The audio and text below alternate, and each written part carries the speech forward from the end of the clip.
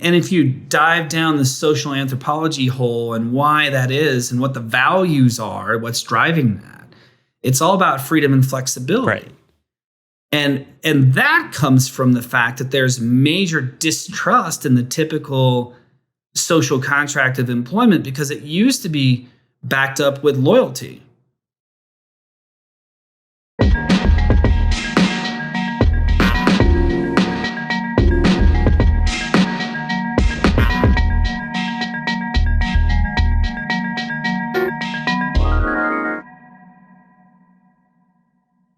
Today, I'm talking with John Paller, a Denver-based entrepreneur and the founder of Opolis, a digital employment cooperative for independent workers. Also the founder of ETH Denver, the world's largest Web3 and Ethereum festival. Excited to talk to you today, John. Welcome to the podcast. Thanks for having me. Appreciate it, Paul. Awesome. We're going to talk about a lot today. Opolis is doing some interesting stuff with bringing healthcare to these wandering independents like myself, who have to deal with the, as I was saying before we hit live, the dumpster fire of the U.S. healthcare system for people like me. But first, just want to start, what's happening in Denver? It seems like Denver, I've mostly been living in Austin last year. It seems like Denver is one of the more interesting places in America right now. Yeah, I think so. I mean, I'm slightly biased probably. So from inside my own echo chamber, that is the Colorado tech scene, we've been working pretty hard over the past several years to establish Colorado as a place for blockchain technology and Web3 development, for actually really creating the space in place to help it thrive, the incentives, right?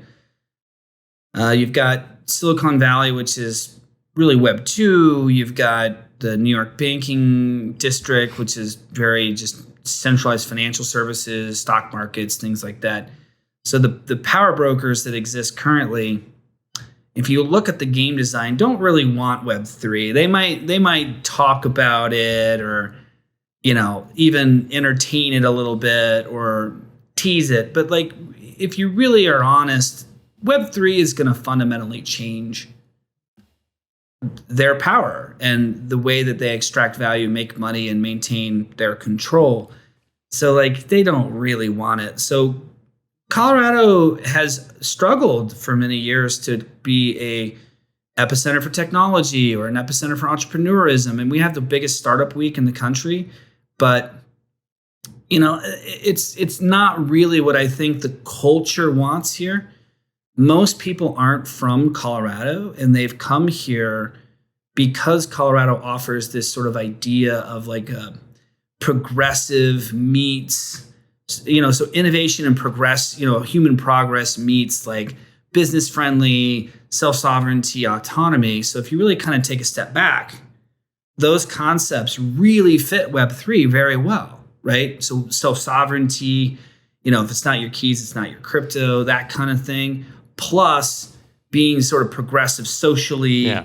And it's just a weird sort of paradigm. So politically, socially, Colorado's in a really good spot to kind of take the lead on that nationally. And that's kind of what's happened. So in partnership with our governor, Jared Polis, we announced Colorado to be the first digital state, or the intentions to be. The definition of that is,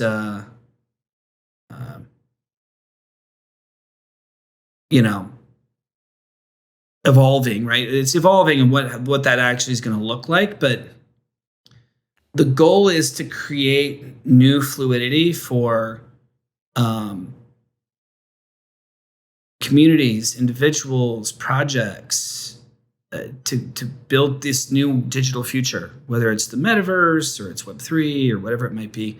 We're trying to be at the forefront of that. So I would say a large part of this is due to the fact that we've got, we call it executive support at the state level. We're not just doing this on our own, but it's sort of a bottom-up movement that's being well received by our leadership. So yeah, it's been very interesting to be a part of it. Yeah. So you wrote in an article growing up, you asked too many questions as a kid. Talk to me about that and how that kind of dictated how you got to where you are today? Is that still with you, asking too many questions, but finally found the people that also want to ask them? Yeah, I've pretty much annoyed most of the people I knew growing up because I was, and actually interestingly, it's my youngest daughter's that way too. So like I have as much as it annoys me that she does it, like I have an appreciation for it now because it's like the apples don't fall that far from the trees really. But yeah, I you know, you got to find your tribe, so to speak. You know, you got to, you know, and I think in a lot of ways, at some point in my career, I just stopped caring what other people thought. And that actually probably did more to like help me find the kind of group of people that really understand kind of this future that well, we all share the same viewpoint, well, variations of it, but like, you know, we all share the general kind of belief system on where things are going. Awesome. Yeah. So you started your career in talent, staffing, recruiting. It looks like you built a pretty successful business and some teams around that. How did you get to a point where you started to kind of yearn for like a new path, or did this Ethereum crypto scene kind of just happen organically, or did you just happen to make some investments that made you recalculate what it looked like? It had nothing to do with investments. I'm not that. I used to be much more opportunistic in my earlier days as an entrepreneur.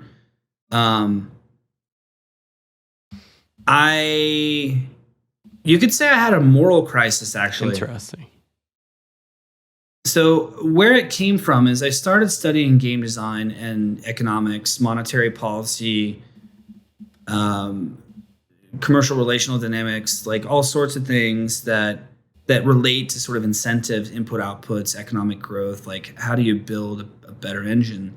And some of that came from, you know, I started looking around the staffing space. So keep in mind, we had hundreds of people working on our payroll per week.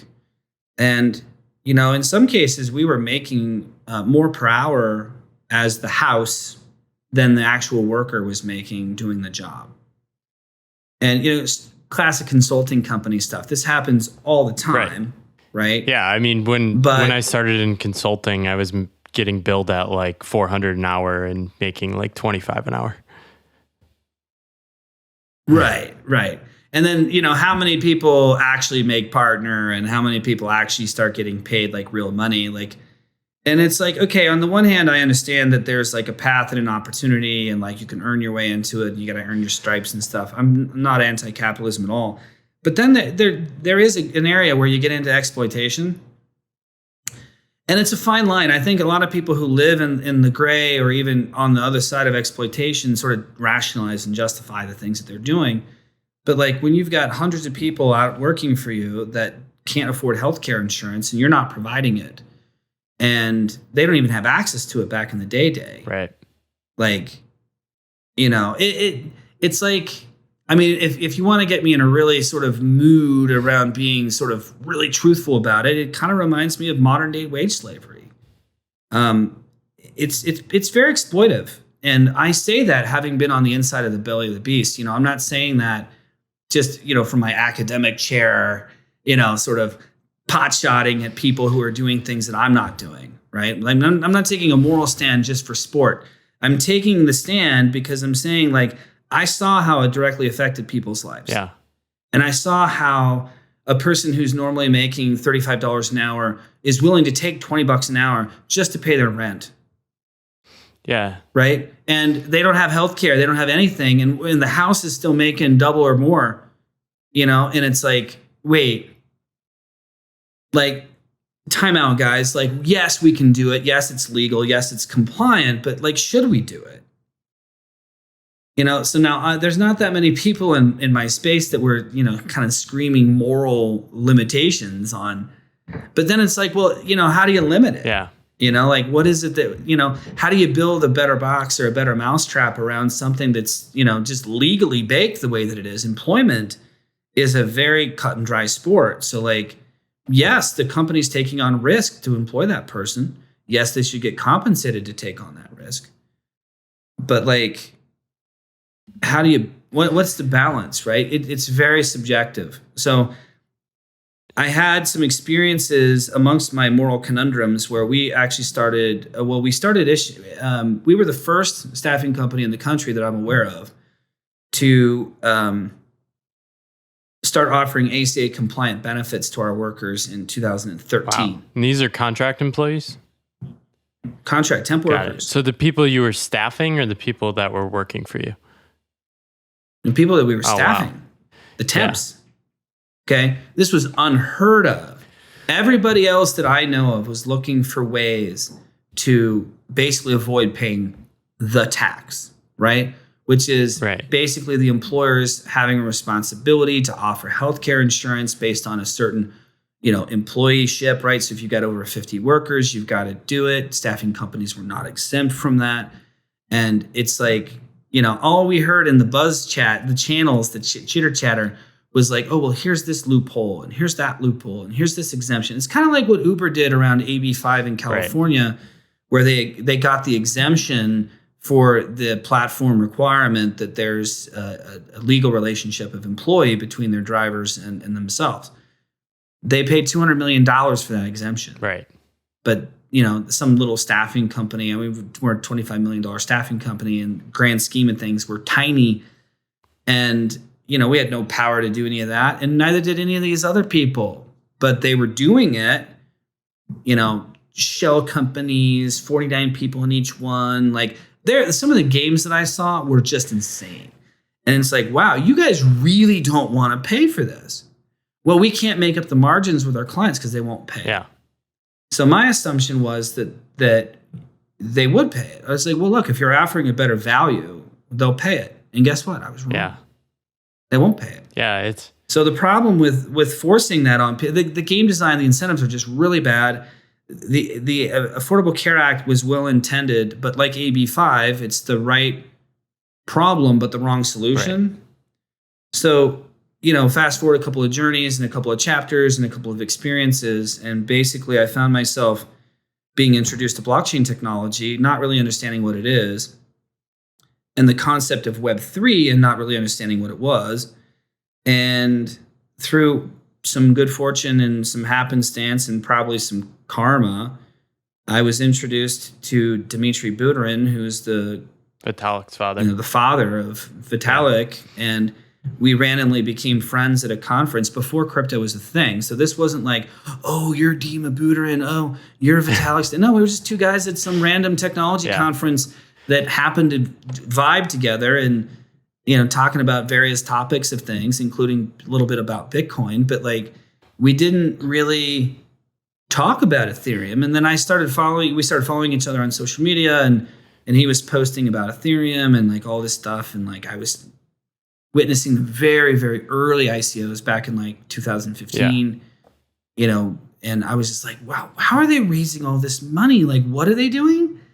Like, and then I started unpacking and exploring it, and I didn't get it. I thought I did, but I didn't. And then in 2016, I had my rabbit hole moment, my red pill moment, where it just hit me like a ton of bricks. And I was just like, So then I pivoted out of everything by mid 2017, shut it all. I didn't shut it down. I sold off companies and sold it to my employees. Yeah. So it's now the fifth. How long were you doing the benefits for the people you were staffing? And like, did that put you in a position to be out 3-4 years? Were you out competed by competitors? What kind of upside in some cases? Yeah. I mean, you go into large, buyers and you say, hey, look, we've got a better product. We take better care of our people. They're more engaged. And as a function of that, they're more productive. Yeah, you're going to pay a little bit more, but why just spend money for posterity's sake? The problem is procurement people aren't incentivized based on quality. Right. They're just trying to save money. Their whole incentives is to cut budget and to be more efficient in spending money. So the incentives that large staffing companies create are low costs. Right. Because they have big scale, and then they come in with their big contracts and their big talking points and all this, and they just eat your lunch. And it's like, I mean, you can't compete. Right. with that. And this is sort of so like it's like, well, we can game. Do you know like game A versus game B type framing? Mm-hmm. Yeah, it's like the game A problem where like you can have better way of treating people, but you're just going to be outcompeted by the system. And that's why like I feel like people develop a sort of cope in the business world, which is like, well, it's the rules. Like you'd be stupid not to do these things, which leads to a lot of frustrated people, I think, like you, who are trying to do these different things. But it seems like Web3 for you're trying to be the good guys, but the game is stacked against you, right? I always boil it down to incentives and when you have. So the game that I was trying to invent was really a new game and not pandering to existing incentives. Like I was trying to, redirect their attention to what should be their incentive, but it's not. Cutting cost isn't about productivity, right? It's about cutting cost. So like, okay, but if the statistics are that, 90% of temporary workers are in jobs that they don't like and don't really want to do, and then you unpack that to the most of the reason why that's the case is they don't get any fringe benefits, they don't get healthcare, they get treated like second-class citizens. Well, if you could actually solve that, then you could solve a big problem in productivity and efficiency for the spend that you're putting out the door. You can be so much more efficient. They don't care. Like the procurement people are getting bonus based on how much money they cut. Right.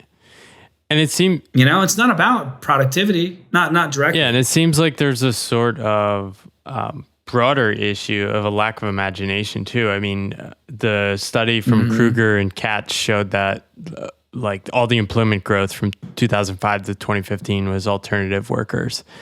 And then like politicians are basically taking the approach of like, let's turn them into full-time workers.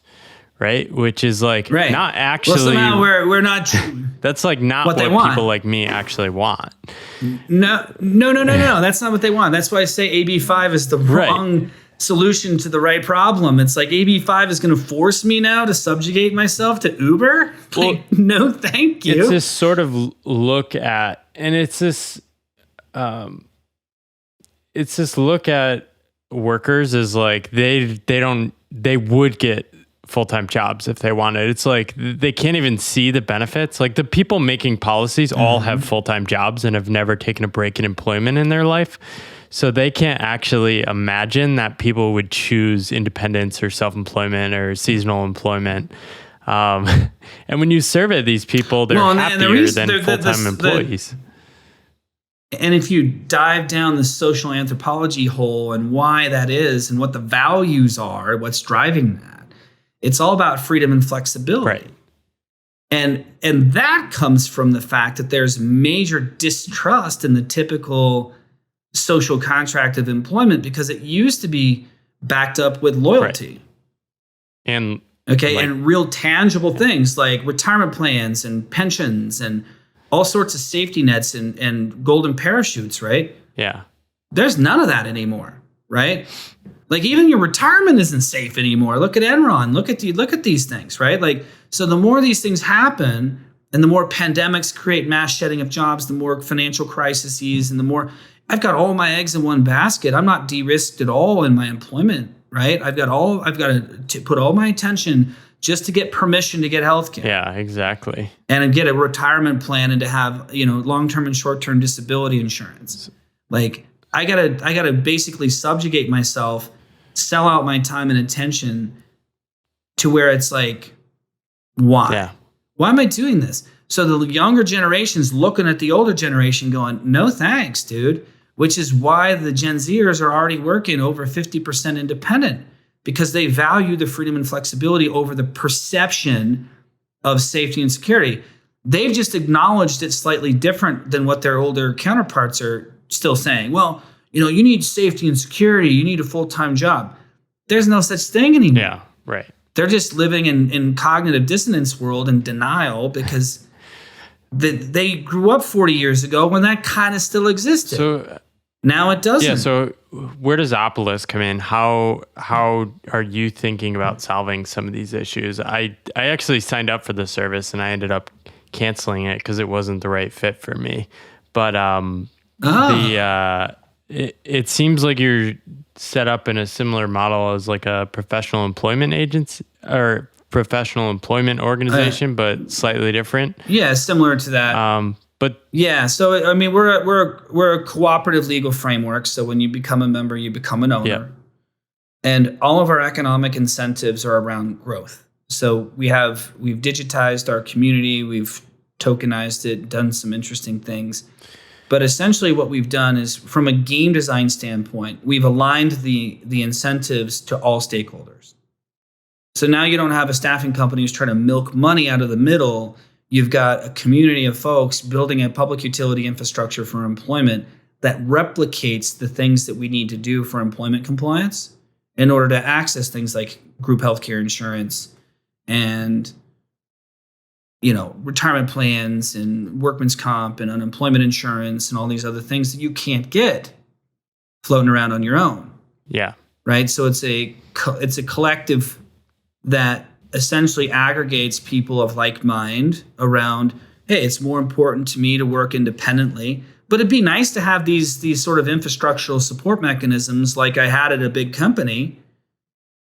So it's a big shared services and procurement cooperative for independent people to come together and take care of their employment needs without having to give up their independence. Yeah. And what's the typical person that benefits? Like, what are the actual costs of this? Because for me, I sort of did the math and it was like a bit too costly for me, especially with like uncertain income. So I'm like wondering what some of the costs and benefits are.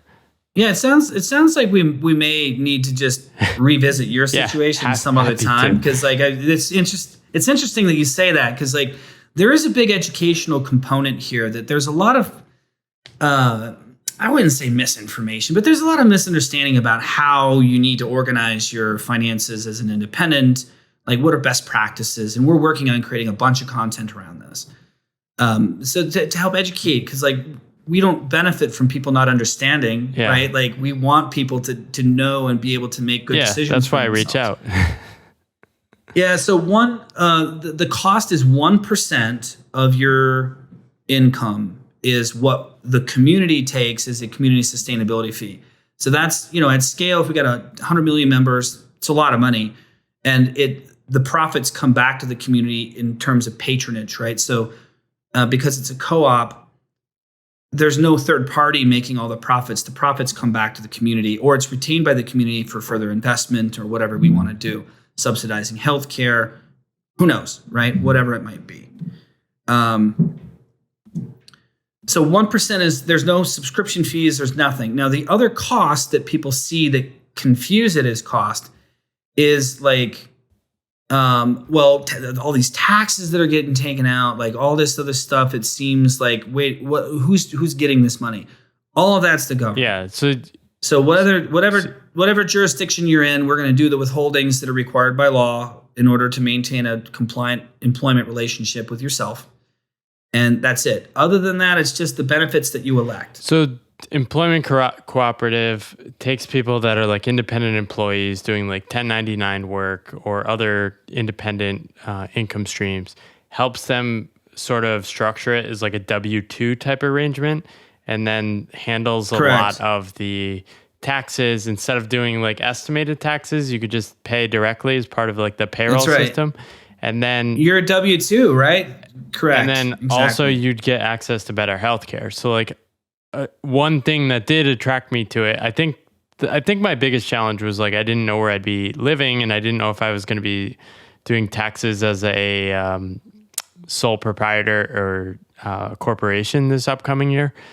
But the healthcare plans you can access are way better than independent. So like orders of magnitude. Not only are they better in quality because we designed them, right. Like we're self-insured now, so we're not just taking some boilerplate crap that the insurance companies give us and say like, here's your little flick of the French fry off the table, small company. We're a big purchaser now, right? So we can self-underwrite. We've procured access to the Cigna Doctor Network, so this is like top 3 in the country. And it's from an in-network status standpoint, it's national. Yeah. So there is no limitations. Almost all of the state exchanges are limited to the state that you're in. Yeah, that's us right now. We're out of the state right now and can't actually access healthcare because we have to. Well, you can, but you're out of network. Well, we can pay, and you're going to pay a lot. Yeah. You're going to pay a lot for it. But that's how they manage the cost, right? But what's ironic is we're also saving people typically 20 to 50% on their healthcare. Yeah. So it's better coverage and they're saving money. I mean, it depends on the state that you're in. You know, if you're in Wyoming, it's probably closer to 20%. But if you're in California, we're seeing people over 50% that we're saving. Yeah, the costs have gotten out of control. I mean, I think a thing people don't realize about the US is like if you make very little income, healthcare is not so bad. You can get enormous subsidies and coverage. Oh, subsidies are insane. But yeah, if you're on the low end of earners, well, for everybody else who's not, it's jacking your price through the roof. I mean, it is the welfare state. And think about the incentives, right? So I've actually talked to people, and I won't name names, but we've talked to people who have said, what are the minimum requirements to get on this? And what are your prices? And they're like, I really want to mine the tokens and do all that, but like, I don't want to have to make more money than I'm making because then I'll lose my healthcare subsidy. And I'm like, what do you mean? They're like, well, I intentionally make less than this amount of money because I don't want to actually lose my healthcare subsidy. And it's like, well, how much are you paying? They're paying almost nothing. Right. And it's like, really? I mean, you're like on purpose. I mean, you're a really smart person and you're like on purpose not participating in the economy because you get a really sweet handout. I mean, and that's just a handful of people that I've spoken to. I can guarantee you that's an epidemic. I mean, there's no doubt about it that there's people for sure that absolutely intentionally do that. Yeah. So how would somebody think about joining like a cooperative like yours if they have like uncertain income? Because I don't have certain income. Like I'd like to make more money, but like sometimes I don't. This is the game that you got to play. So first off, I think state of residence is strategic. Yeah. So in the kind of global world of work, I would absolutely pick a state that is favorable to both whatever wages you need to elect as a minimum and state income tax. And what states are those? Wyoming, Florida, Texas. All of these don't have any state income tax, and the cost of living is reasonable depending on where you are. And I mean, Wyoming is pretty much easy anywhere. You can live in the middle of Cheyenne and it's easy. But that's, if you want to live in most Wyoming. people aren't optimizing on tax strategy anyway. Like to a point. No, they're not, but they should. Well, but they should. Yeah, they might go to Texas, but they're not going to go to Wyoming. I know a lot of people that have gone to Wyoming, but not for the reasons you might think. I mean, there's a bunch of reasons why you might do it. I wouldn't be surprised if Wyoming doubles in size in the next 10 years for social political reasons. Yeah. But Texas is also going to get really big, and so is Florida for a bunch of reasons. But you got to find a state that fits you. Okay. And I would say economically, it's got to fit you. The challenge with California, New York, for example, and even Illinois, to an extent, is the social programs and even the state exempt minimum wage have gotten so big. Yeah. Like just to be an exempt employee, you got $68,000 in California. Wow. 68 grand? Like just to be an exempt employee so I don't have to track my hours and do all this stuff. It's kind of bananas. Yeah, what? So Texas is like 32K. Yeah. It's like half of that. What? So Opolis, as it stands now, is like, what does the vision of this look like? Because I know your goals are much bigger. Like you use the phrase democratize employment. Like, what does this look like? Like, where are we headed? So where the vision is going is Opolis becomes a multinational employment DAO that has a legal wrapper of a cooperative that has cooperative owned entities and all over the world, right? That facilitate this employment in some form or fashion. And we help aggregate like-minded people around to essentially give them permissionless work and portable benefits to their commercial experience.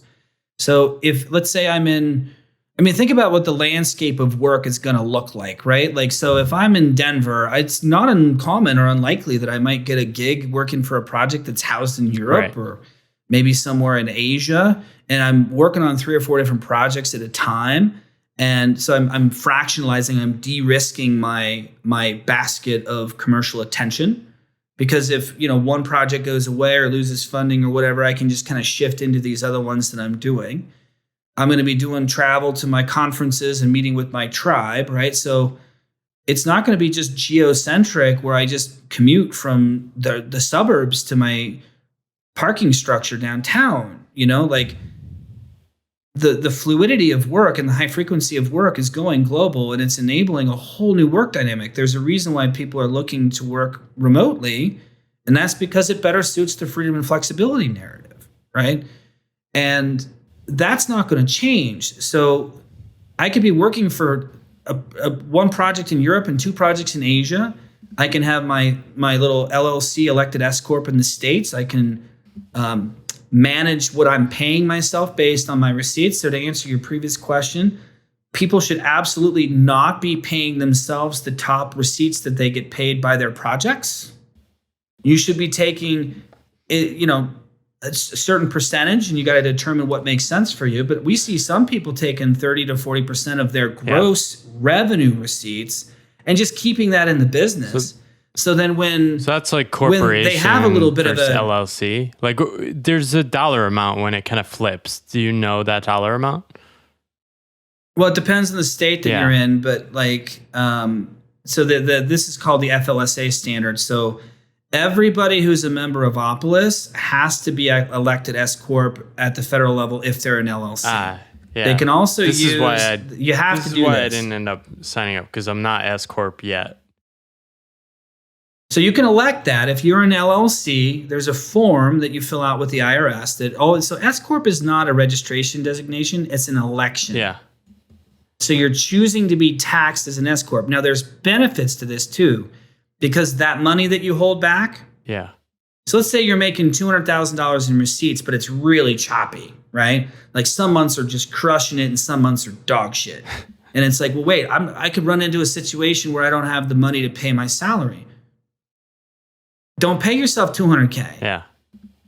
Pay yourself $80K, and with an S Corp, you can take a K1 distribution, take a bonus or whatever you need to do throughout the year, and you can create a normalized situation. So when you have that break, you've still got capital inside the business to continue paying yourself. And that way you don't have these breaks, right? So there is absolutely a little bit more fiscal structure that you need to think about, right? And treasury management, planning. But it's, we've got some pretty, average people that are part of the commons. And, once you get it going, it's like, oh, this is pretty simple. Just kind of set it and forget it. And then at the end of the year, they get with their accountants and they're like, okay, I've got 40 grand left in the business. What should I do with it? Should we pass it through on a K1? Do we take it out of the business, or do we just pay the tax? What do we want to do, right? And you can make decisions based on your particular situation. We even have accountants as part of our network, right? Yeah. So we don't provide this guidance as Opolis, but we have a community that can. And we help people basically create a situation that feels good to them, so they can take advantage of the discounts and the better healthcare, and they can kind of call it professionalize and sort of upgrade their mechanisms of operation in their freelance world, right? Because we're not here to get in the way of anybody's your business operations. Right. The way we do it makes it so that we don't have to. There are other employment mechanisms that I've seen that basically are kind of just a new version of subjugation, where they kind of want to get involved in your stuff if they're going to agree to take on this risk. And it's like, no, this needs to be a neutral utility, right? So this is why it needs to be member owned. This is why it needs to be decentralized in a lot of senses. This is why it needs to be the way that. And what is the member owned in the token? Like, what does that look like 5 years from now? So it, legally speaking, is a cooperative. So think about it like REI for employment. So REI is a outdoor equipment store. If you've ever been a member, have No. you? So it basically, you pay like an annual membership fee of like $40 or something, and then you get to go into their stores and buy all this really high quality outdoor equipment for value, right? This is like really high end stuff, and you can get it for cheaper than what you would see at other places. They even make their own branded stuff, kind of like Costco and Sam's Club do, right? But you go in and buy some skis and some camping equipment, and at the end of the year, they'll cut you what's called a patronage check. Now, what that is it's actually profit sharing. For your consumption, for buying all that gear, you're getting a share of profits based on the pro rata amount that you consumed or that you bought. Yep.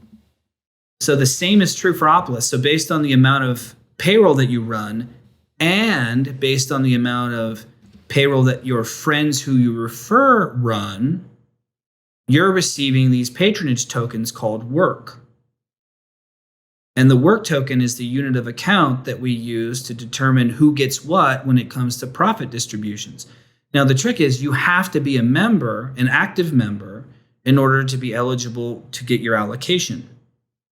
If you go buy these tokens on some decentralized exchange somewhere or whatever, it doesn't matter if you're not a member of the commons. You have to be a member of the commons in order to participate in the profits. You can be a referring member without being a employee member. We call this a coalition member. So there's two kinds of memberships: employee member, like what you were signing up to do but then didn't do.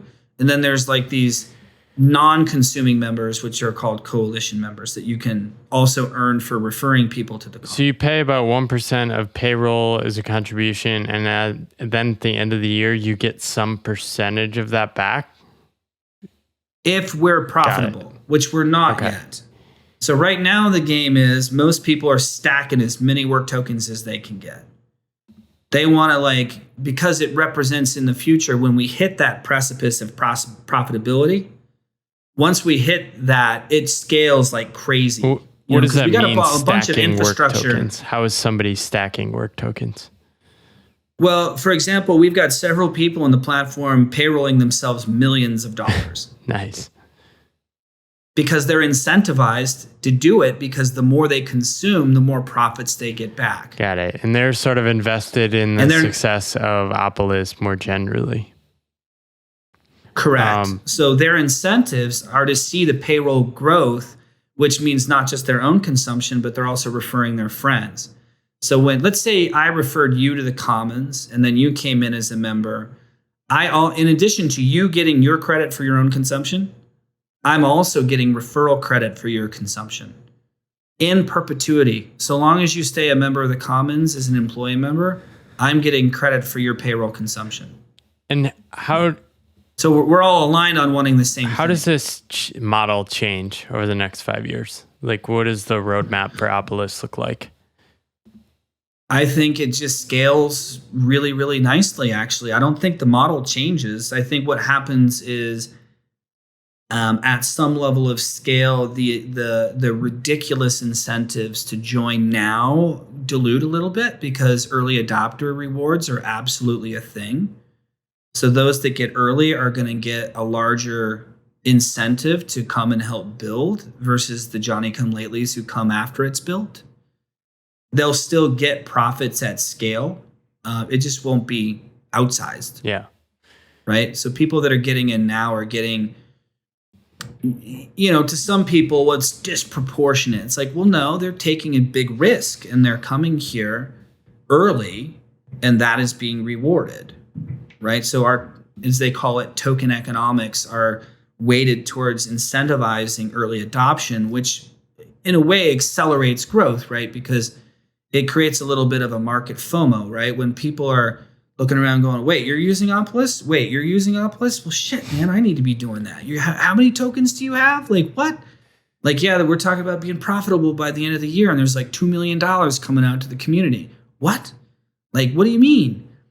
If you're getting paid to run your payroll, globally and you are an owner in this and you can have a voice in governance and decision making around features and benefits, where are you going to go, right? So the way that it evolves is it just kind of it matures, and the maturity will happen around governance. It'll happen around economics. It'll happen around optimizing token distributions, even possibly But I don't think the fundamental model is going to change. We took 2.5 years to design it. So what are the biggest risks you see? I mean, of course, there's regulatory risk. The rules could get worse. What if the rules change? Then it could be a problem. If the rules stay as they are, we're perfectly compliant. Yeah. So we take great care in ensuring that we're perfectly compliant. Because, if you think about what we really do for the government, we're ensuring that independent contractors are paying their taxes. That's the key thing that they beef about. Yeah, they don't mind. So the government likes what we're doing. No, they love it. They absolutely love it. The Department of Revenue in Colorado here is like, really? That's cool. Yeah. We like that. No, we were just sort of sniff testing we were curious to know what they might think. And so in partnership with some of our state, advocates, we got in touch with a few people that made a few comments, and we're just like, yeah, good alignment. So it's a really interesting thing, because not much of what's happening in sort of this Web3 space is understandable to the existing power structures. Yeah. But Opolis is very understandable, and they get it and they like it. Yeah. Do you need the token? I mean, couldn't you just give people shares, or is that just something that's not actually legally allowed? Cooperative frameworks are you could do it in theory, but it's not fluid. It's terribly difficult to manage in a traditional sense, in like a cap table sense. Patronage isn't technically like a share in a co-op.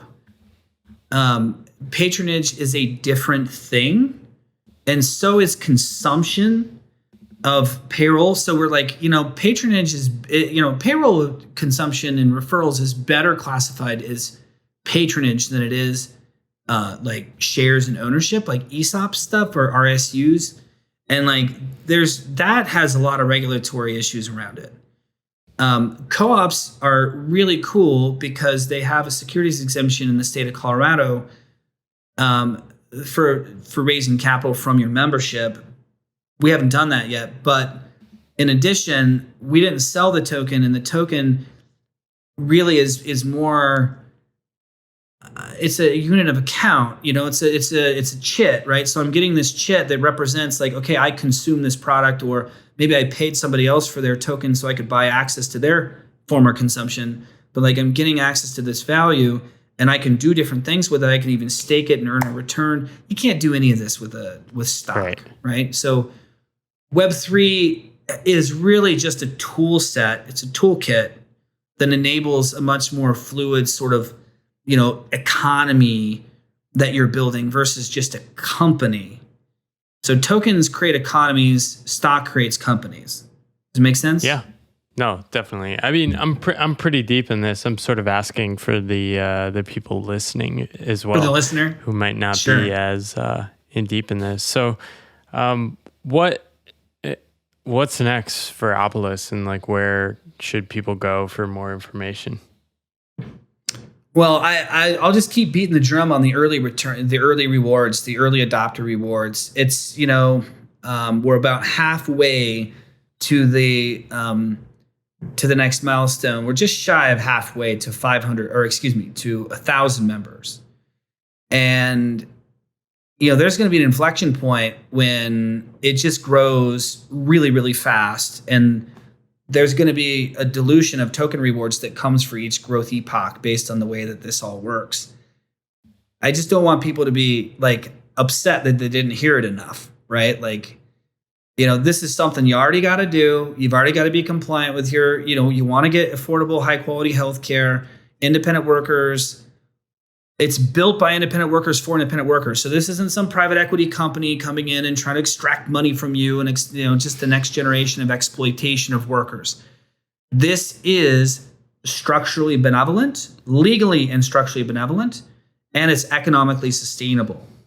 So come and join the workforce. This is, $ workforce. It's our meme, right? But or become a workaholic, right? These are all memes that we've created to kind of promote what we're doing. But like, it's a movement. It's not a service.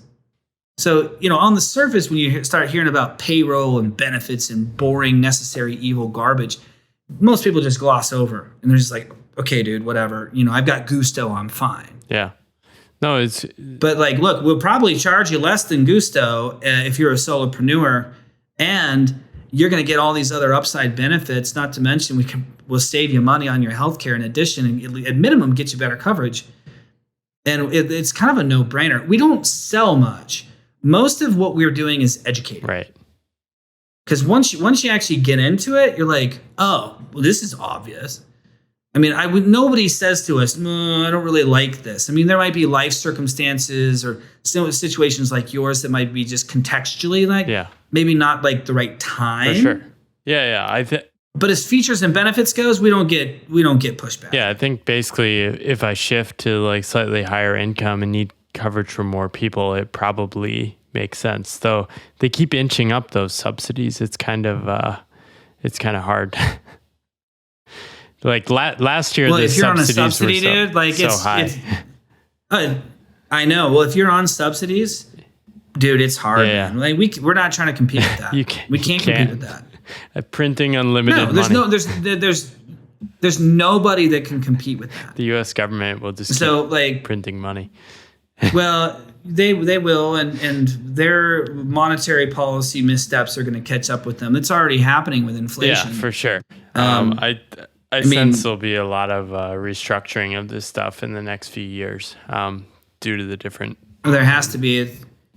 It's entirely unsustainable, and I say that from a pure economics viewpoint. It's not about politics and opinions of. It's not opinions. It's basic market economics and numbers. It's how shit works. Excuse my French, but that's just the way it goes, dude. Cool. I don't make the rules. Well, appreciate you sharing today. Opolis.co. I'll link it up. Also, I'll link up an article you wrote, which is pretty good. Anything else you want to lead people to? Follow you on Twitter or anything else? Yeah, follow us on Twitter at Opolis is the handle for the Opolis main page. And then my personal Twitter is at Pallerjohn. Okay. Shameless plug for ETH Denver. If you're a Web3 nerd, February 2023, we'll be doing our 6th installation, which is the longest running Web3 event in the world. It's also the world's largest Web3 crypto festival. It's an innovation festival. So the main event is a hackathon. This year we had $1.5 million in prizes that went out the door. Nice. So it's unlike any other event in Web3 blockchain that you might experience because it's completely organic and built by the community. It's also a DAO. Spork DAO is the main master DAO for ETH Denver, and we have a whole team that's behind it with something like 350 volunteers. We had 12,000 people from 100 countries in Denver this year for it. So if you're interested in any of these concepts like crypto economics, next generation legal frameworks, smart contracts, blockchain tech, tokens, any of this stuff, this is where you come and learn. It's free to come. No cost at the door unless you want to upgrade to a Spork Whale, which is our version of VIP. But the base entry is just, come with an eager enthusiasm to contribute and to learn. It's a lot of fun. Awesome. Thanks a lot, John. It was great talking with you today. Yeah, likewise, Paul. Appreciate you, man. Hey, friends. Thanks for listening to this episode of The Pathless Path. I love having these kind of conversations. And if you want to continue to support me doing this, the best thing you can do to support me is hit subscribe, leave a comment, or follow along in your favorite podcast app.